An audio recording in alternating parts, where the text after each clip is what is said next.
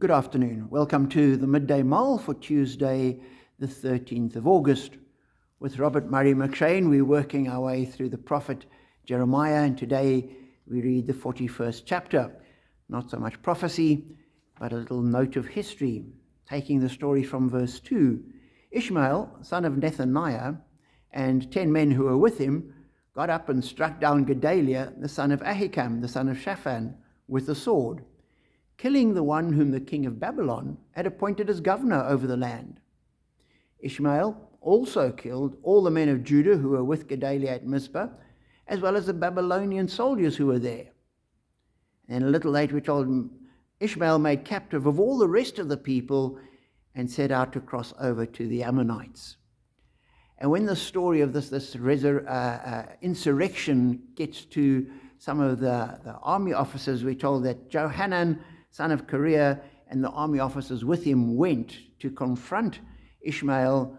They attacked them, freed the prisoners.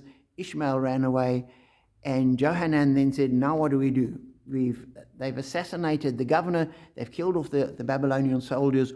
What will the king of Babylon do to us now? And he thought the best thing they can do is to escape, and they're all headed off to Egypt.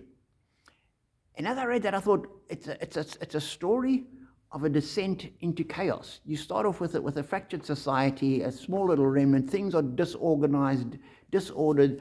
There's confusion about after the siege of Jerusalem and the taking everybody, all the captives off to Babylon. The ragtag bunch that are left over are uncertain, trying to gather things, to settle down, to make a go of things.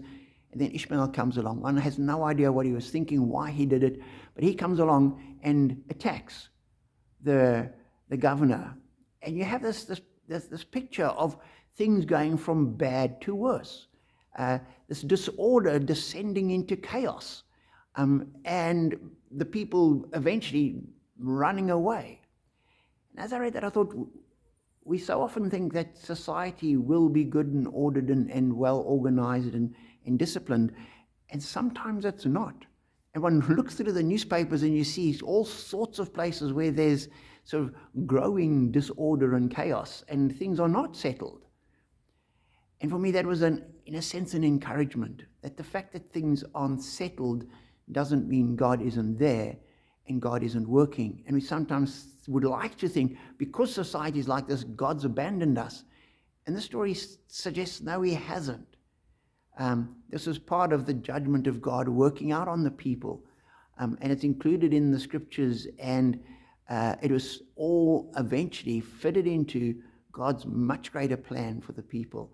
It probably made absolutely no sense to anyone involved in it, but God is still at work. And for me, that's an encouragement. We will not always understand what God is doing. We won't make sense of what's going on very often, but we can take comfort and courage from the fact that God is still there and still working his plans and purposes out, even though we have no idea what they are or how it will be.